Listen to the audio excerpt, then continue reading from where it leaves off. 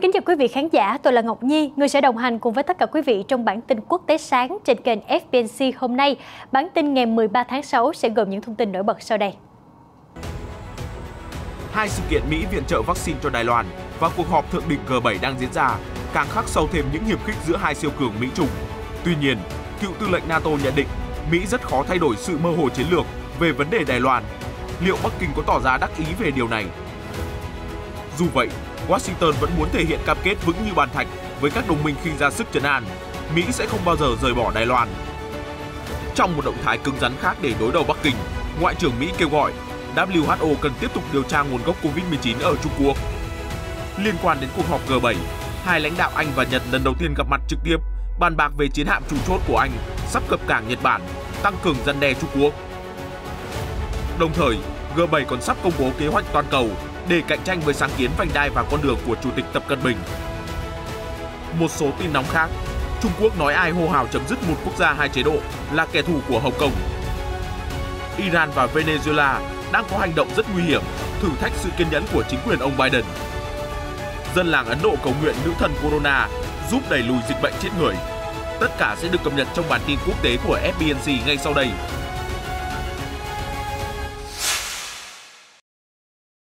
Năm ngoái, Lầu Năm Góc đã xáo động với báo cáo Venezuela dự định mua vũ khí từ Iran, có thể đe dọa an ninh quốc gia Mỹ, bởi vì lô vũ khí bao gồm tên lửa tầm xa, đủ sức vươn đến lãnh thổ Hoa Kỳ. Nhà cầm quyền Venezuela Nicolas Maduro nói đùa rằng thương vụ vũ khí là một ý tưởng hay hò. Tuy nhiên, chính quyền ông Trump kêu gọi Venezuela từ bỏ ý định này, đồng thời đe dọa sẽ phá hủy tất cả các tên lửa mà quốc gia Mỹ Latin nhận được từ Iran. Sự việc sau đó lắng xuống, nhưng hiện giờ mối lo ngại lại bùng phát khi hai tàu chiến của Iran đang chậm rãi tiến vào Đại Tây Dương, được cho là chở theo lô vũ khí và Venezuela thèm khát từ một năm trước. Chính quyền ông Biden lập tức cảnh báo Venezuela từ chối nhận số vũ khí này. Cho biết thêm, Mỹ sẵn sàng đưa ra các biện pháp trừng phạt phù hợp đối với cả Tehran và Caracas. Bộ trưởng Quốc phòng Lloyd Austin cho biết, tôi đặc biệt quan ngại về lô hàng vũ khí, bất chấp chúng là loại vũ khí gì, chúng đang được chuyển đến hàng xóm của Mỹ.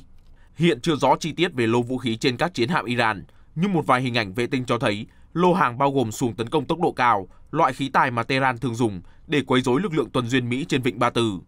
Dù vậy, phần lớn vũ khí trên tàu Iran đến Đại Tây Dương đã được che chắn kỹ càng, khiến giới chức quốc phòng Mỹ đoán giả đoán non. Tờ Politico cho rằng chưa biết chính quyền ông Biden sẽ có biện pháp nào đối với Iran và Venezuela. Liệu Washington có chặn đứng hai tàu chiến chở vũ khí hay thực hiện các hành động ngoại giao thầm lặng?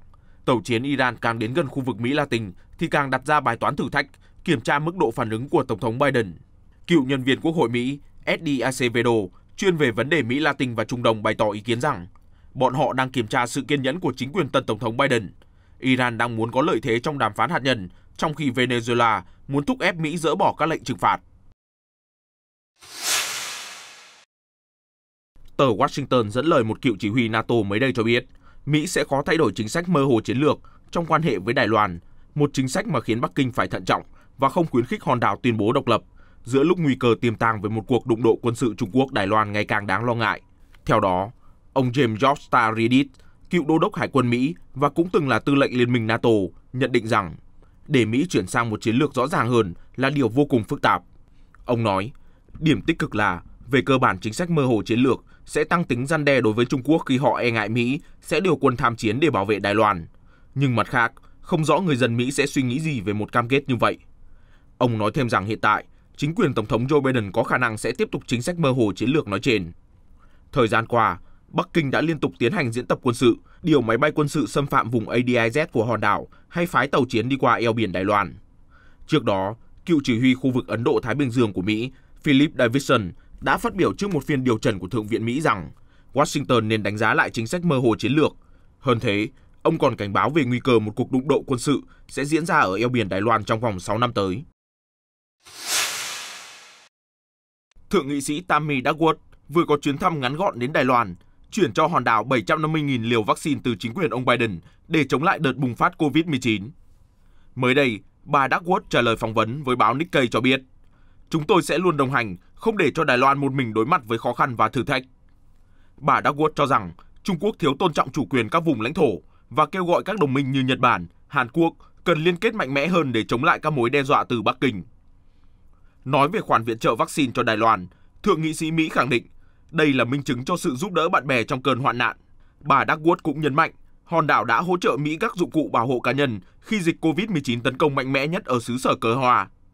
Mặt khác, bà Duckworth hé lộ các quan chức Mỹ đến Đài Loan đã thể hiện quan điểm rất rõ ràng và có chủ đích của Washington. Theo đó, bà Duckworth và Thượng nghị sĩ Dan Sullivan đều là cựu chiến binh, trong khi Thượng nghị sĩ Chris Coons đang làm việc chặt chẽ với các quan chức ngoại giao hàng đầu trong chính phủ ông Biden, đặc biệt là về vấn đề nhân quyền. Chúng tôi muốn gửi đi thông điệp rằng Mỹ sẽ ủng hộ Đài Loan cả trên khía cạnh an ninh quốc gia lẫn phương diện về tình hữu nghị, đề cao nhân quyền, trích lời bà Duckworth cho biết với báo Nikkei. Trong một động thái khác để hậu thuẫn Đài Loan, Ngoại trưởng Mỹ Antony Blinken hôm 11 tháng 6 kêu gọi Trung Quốc ngừng gây áp lực với hòn đảo tự trị và hãy tìm kiếm giải pháp hòa bình cho các vấn đề xuyên eo biển.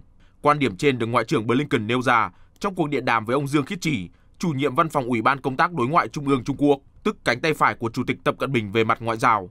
Đáp lại phát ngôn của Mỹ, ông Dương Khiết Trì cho rằng Washington nên hành xử cẩn trọng và phù hợp về vấn đề Đài Loan thuộc lằn ranh đỏ của Bắc Kinh. Trung Quốc luôn xem Đài Loan là một phần lãnh thổ không thể tách rời. Mới đây, lại tiếp tục tuyên bố sẽ bất chấp mọi biện pháp để thống nhất hòn đảo. Phát biểu cứng rắn này được đưa ra ngay sau khi 3 thượng nghị sĩ Mỹ đến thăm hòn đảo và viện trợ vaccine bằng máy bay quân sự. Cụ thể, Ngô Quân, người phát ngôn Bộ Quốc phòng Trung Quốc hôm 8 tháng 6 nói rằng nếu bất kỳ ai dám tách rời Đài Loan khỏi Trung Quốc đại lục, quân đội PLA sẽ đáp trả và quyết tâm bảo vệ toàn vẹn lãnh thổ bằng mọi giá. Ông Ngô cũng nói, Đảng Dân Tiến lãnh đạo Đài Loan đang chơi với lửa và chắc chắn sẽ thất bại. Ngoài những lời răn đe dọa dẫm, Trung Quốc còn liên tiếp điều máy bay uy hiếp hòn đảo 23 triệu dân. Theo thống kê của Cơ quan Quốc phòng Đài Loan, từ ngày 1 tháng 1 đến ngày 16 tháng 4 năm 2021, có đến 257 máy bay Trung Quốc tiến vào ADIZ Đài Loan, đạt tỷ lệ trung bình 3 đến 4 tiêm kích mỗi ngày. Trong cuộc điện đàm với nhà ngoại giao hàng đầu Trung Quốc Dương Khiết Trì, Ngoại trưởng Mỹ Antony Blinken nhấn mạnh Bắc Kinh cần phải nêu cao tinh thần hợp tác và minh bạch để làm rõ nguồn gốc COVID-19, tránh gây thêm thảm kịch cho toàn cầu. Thông cáo của Bộ Ngoại giao Mỹ cho biết, về vấn đề COVID-19, Ngoại trưởng Blinken đã nhấn mạnh phải hợp tác điều tra rõ ràng, minh bạch, bao gồm thực hiện đợt điều tra thứ 2 tại Trung Quốc do các chuyên gia WHO dẫn đầu. Đáp lại, ông Dương Khiết Trì nói, Bắc Kinh đặc biệt lo ngại khi vài người ở Mỹ đang lan truyền những câu chuyện ngớ ngẩn rằng virus thoát ra từ phòng thí nghiệm Vũ Hán. Tình báo Mỹ đang tích cực điều tra giả thuyết này và sẽ báo cáo kết quả cho ông Biden sau 90 ngày. Cuộc điện đàm giữa ông Blinken và ông Dương Khiết Trì diễn ra trong lúc các nhà lãnh đạo G7 họp bàn biện pháp đối phó sự trỗi dậy của Trung Quốc. Hai nền kinh tế lớn nhất thế giới, Mỹ, Trung, đang đối đầu gay gắt trong nhiều lĩnh vực, từ thương mại, công nghệ đến nhân quyền và nguồn gốc COVID-19. Ông Dương nhấn mạnh, Washington nên hợp tác thiện chí với Bắc Kinh để đưa ra mối quan hệ song phương trở lại đúng hướng. Thủ tướng Nhật Bản Yoshihide Suga và người đồng cấp Anh Boris Johnson vừa có cuộc gặp trực tiếp đầu tiên trong khuôn khổ cuộc họp G7 ở Cornwall, Anh. Hai nhà lãnh đạo nhắc đến chuyến tuần hành của HMS Queen Elizabeth, chiến hạm chủ chốt của Anh, đang trên đường đến Ấn Độ Dương-Thái Bình Dương và sẽ cập cảng Nhật Bản trong những tháng tới.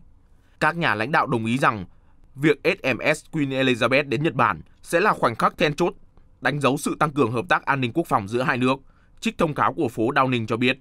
Văn phòng Thủ tướng Suga cũng nói, rất có thể Anh và Nhật sẽ tiến hành tập trận hải quân chung cùng với các đồng minh khác. Nước Anh thời hậu Brexit đã thay đổi chính sách đối ngoại, hướng trọng tâm về khu vực châu Á-Thái Bình Dương. Hồi tháng 3, chính phủ Anh thông báo ý định làm việc chặt chẽ hơn với các nước có chung lý tưởng ở khu vực chiến lược này, bao gồm Nhật Bản, để ứng phó với sức ảnh hưởng gia tăng của Trung Quốc. Một nỗ lực khác được các lãnh đạo nhóm G7 bàn bạc nhằm ứng phó Trung Quốc là một kế hoạch cơ sở hạ tầng toàn cầu để cạnh tranh với sáng kiến vành đai con đường, trị giá hàng nghìn tỷ đô la của Chủ tịch Tập Cận Bình. Thông tin về kế hoạch cạnh tranh này vừa được một quan chức cấp cao trong chính quyền của Tổng thống Joe Biden cho biết. Hơn thế, vị quan chức này còn nói rằng Mỹ sẽ thúc đẩy các nhà lãnh đạo G7 khác thực hiện hành động cụ thể đối với vấn đề lao động cưỡng bức ở Trung Quốc và đưa ra những lời chỉ trích đối với Bắc Kinh trong thông cáo cuối cùng của họ khi hội nghị kết thúc. Reuters cho hay, nhóm các cường quốc công nghiệp G7 đang tìm ra một phản ứng thích hợp trước sự trỗi dậy ngoạn mục về kinh tế và quân sự của Trung Quốc trong 40 năm qua. Được bắt đầu vào năm 2013 với tên gọi một vành đai một con đường, sáng kiến hạ tầng mà Bắc Kinh theo đuổi là để thúc đẩy thương mại và phát triển kinh tế toàn cầu, thật ra là nhằm phục vụ mục đích mở rộng ảnh hưởng chính trị và sự hiện diện quân sự của Trung Quốc. Tiếp theo là một chi tiết rất thú vị được truyền thông quốc tế chú ý bên lề hội nghị thượng đỉnh G7. Theo đó, nữ hoàng Anh đã có hành động bất ngờ là dùng kiếm để cắt bánh mở tiệc chiêu đãi thay vì dùng dao như truyền thống. Tham gia bữa tiệc, ngoài các nhà lãnh đạo thuộc nhóm G7, còn có các thành viên trong Hoàng gia Anh. Nữ hoàng Elizabeth đệ nhị cùng người con dâu là công nương Camilla và cháu dâu công nương Kate Middleton đảm nhận trọng trách mở màn bữa tiệc. Khi bánh kem cỡ lớn được mang ra, dù có một phụ tá nói rằng có giao thưởng để cắt bánh, nhưng nữ hoàng vẫn nhất quyết cắt bằng thanh kiếm mà quan chức đã trao cho bà. Nữ hoàng 95 tuổi nói rằng, tôi biết có giao thưởng, nhưng như thế này độc đáo hơn, khiến công nương Camilla và công nương Kate bật cười. Nữ công tước xứ Cornwall đã giúp nữ hoàng dùng kiếm cắt xuyên qua miếng bánh. Sau đó, nữ hoàng trao lại thanh kiếm lễ và dùng dao để cắt miếng bánh thứ hai. Được biết, G7 là hội nghị quốc tế lớn đầu tiên diễn ra trực tiếp kể từ khi đại dịch COVID-19 xuất hiện vào cuối năm 2019. Một số chuyên gia ở Hồng Kông vừa qua cho biết, việc Mỹ tài trợ 30 triệu đô la ủng hộ tự do Internet ở đặc khu không khác gì một công cụ chính trị mà Washington sử dụng để tăng lợi thế đối thoại với Bắc Kinh. Theo tờ South China Morning Post, Thượng viện Mỹ tuần này đã thông qua đạo luật cạnh tranh và đổi mới năm 2021, trong đó dành 250 tỷ đô la để củng cố sức mạnh của Washington trong cuộc cạnh tranh ngày càng leo thang với Bắc Kinh. Đáng chú ý là, một trong những biện pháp của dự luật tập trung vào phát triển và triển khai tự do Internet và các công cụ vượt tường lửa cho người dân Hồng Kông. Tuy nhiên, theo Lento Yip Jock Phai, Chủ tịch Hiệp hội các nhà cung cấp dịch vụ Internet Hồng Kông cho biết, ông tin rằng điều khoản này chỉ là lời lẽ chính trị suông. Vì thực tế, người Hồng Kông vẫn được hưởng quyền tự do Internet không hạn chế. Ông nói rằng, tôi không thấy bất kỳ tác động thực sự nào mà điều khoản này sẽ mang lại đối với Hồng Kông. Đó hoàn toàn là một công cụ chính trị vô nghĩa. Ông Yip cũng nói, ông sẽ xem người Mỹ thực hiện hành động ý nghĩa này như thế nào. Tôi không nghĩ Mỹ có thể giúp Internet Hồng Kông không bị kiểm duyệt. Nếu có tường lửa được áp đặt ở Hồng Kông giống như ở Trung Quốc, thì các nước khác như Mỹ tài nào mà giải quyết được vấn đề này. Thay vì thế, ông cho biết, cư dân mạng ở Trung Quốc vượt tường lửa thông qua công nghệ do các công ty tư nhân cung cấp, chứ không phải nhờ hỗ trợ từ Mỹ. Trong khi đó, Reggia IP Lau Sok-yi, Chủ tịch Đảng Nhân dân mới cho rằng, Mỹ không có quyền tài phán đối với Hồng Kông và kêu gọi chính quyền địa phương theo dõi chặt chẽ việc chuyển tiền vào theo luật thành phố. Theo dự luật mới của Mỹ, Ngoại trưởng nước này sẽ được ủy quyền để thành lập một nhóm phát triển chiến lược, phục hồi quyền tự do Internet ở Hồng Kông. Khoảng 30 triệu đô la Mỹ tài trợ sẽ được dành cho các năm tài chính năm 2022 và 2023 cho các tổ chức tư nhân và chính phủ để thực hiện các sáng kiến liên quan cho Hồng Kông. Trước nhiều phong trào đòi tự do dân chủ ở Hồng Kông, mới đây, một quan chức hàng đầu của Bắc Kinh tại đặc khu này đã thẳng thừng cảnh báo những người nào muốn chấm dứt hệ thống một quốc gia hai chế độ là kẻ thù thực sự của Hồng Kông. Cụ thể, Reuters dẫn lời của ông Lu Huining, trưởng văn phòng liên lạc Bắc Kinh tại Hồng Kông nói rằng, những người hô hào từ chối sự lãnh đạo của Đảng Trung Quốc trên nguyên tắc một quốc gia hai hệ thống biến Hồng Kông thành một con tốt và một công cụ địa chính trị để chống Trung Quốc, thì tức là người đó đang phá hoại sự thịnh vượng và bình yên của Hồng Kông. Ông Lu nói thêm rằng, không ai hiểu rõ giá trị của một quốc gia hai hệ thống hơn Đảng Cộng sản Trung Quốc. Ông cũng cho biết, lịch sử sẽ tiếp tục bác bỏ những người bôi nhọ Hồng Kông, những người tuyên bố hai hệ thống đã chết và gọi họ là thiền cận. Trong khi đó, trưởng đặc khu Lâm Trịnh Nguyệt Nga cảm ơn sự lãnh đạo của Đảng Cộng sản Trung Quốc, cho biết, bất chấp những thách thức chính trị chưa từng có mà Hồng Kông phải đối mặt trong 2 năm qua, Đảng đã tuân theo hiến pháp và luật cơ bản để giải quyết các vấn đề. Vấn đề dân chủ Hồng Kông cũng đã trở thành chủ đề gây tranh cãi nảy lửa giữa Bắc Kinh với phương Tây.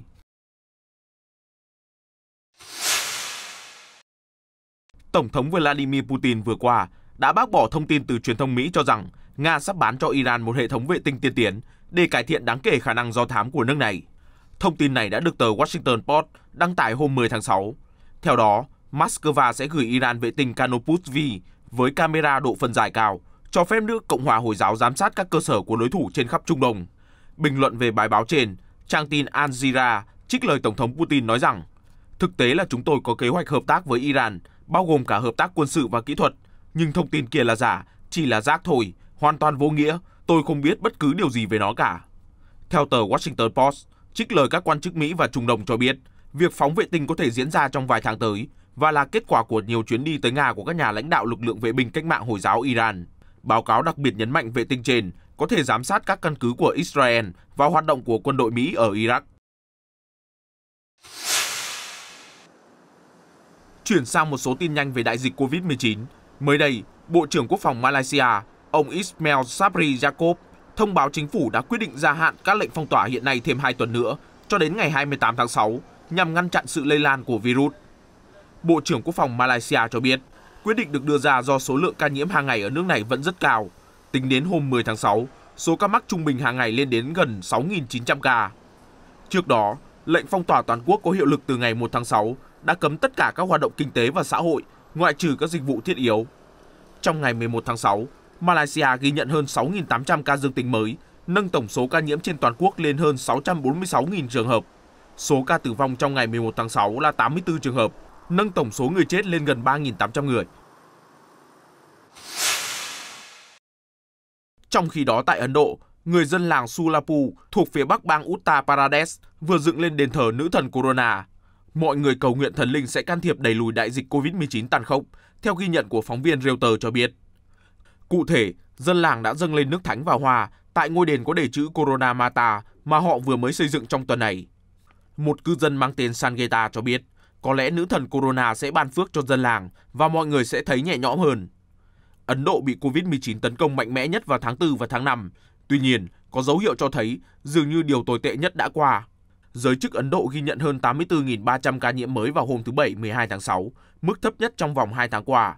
Mặt khác, chính phủ báo cáo tổng cộng có 367.000 người Ấn Độ qua đời vì Covid-19, trong khi báo Mỹ New York Times ước tính con số thực tế phải lên tới 1,6 triệu nạn nhân. New Delhi bác bỏ và cho rằng số liệu ước tính như vậy chỉ là phóng đại. Tại làng Sulapur, sau khi gửi lời cầu nguyện đến nữ thần Corona, dân làng vẫn chứng kiến số ca nhiễm mới tăng lên, nhưng tình hình không còn quá nghiêm trọng như thời điểm cách đây 2 tháng.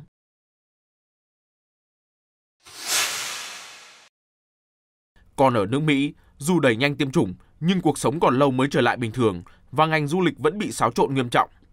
Mới đây, hãng điều hành du thuyền Royal Caribbean cho biết, 2 vị khách trên du thuyền Severity Millennium của họ đã có kết quả xét nghiệm dương tính với Covid-19 nhưng không có triệu chứng và hiện đang bị cách ly. Theo đó, hành khách chung phòng với 2 bệnh nhân đang được theo dõi và quản lý du thuyền vẫn trong quá trình truy tìm những người đã tiếp xúc gần với các bệnh nhân. Con tàu nói trên là một trong những du thuyền đầu tiên ở Bắc Mỹ khởi động lại kể từ sau đợt virus bùng phát khiến ngành du lịch tàu biển lao đao hồi năm ngoái.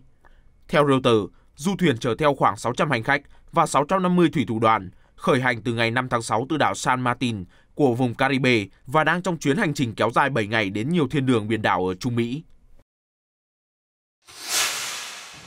Thưa quý vị, những thông tin vừa rồi cũng đã kết thúc lại bản tin quốc tế sáng ngày 13 tháng 6 trên kênh FBC. Ngọc Nhi kính chúc quý vị sẽ có những ngày cuối tuần thật vui vẻ bên gia đình. Những thông tin mới nhất và nóng nhất xoay quanh các vấn đề chính trị, xã hội và đời sống trên toàn cầu sẽ có trong bản tin quốc tế tiếp theo phát sóng vào 8 giờ sáng hàng ngày trên kênh FBC.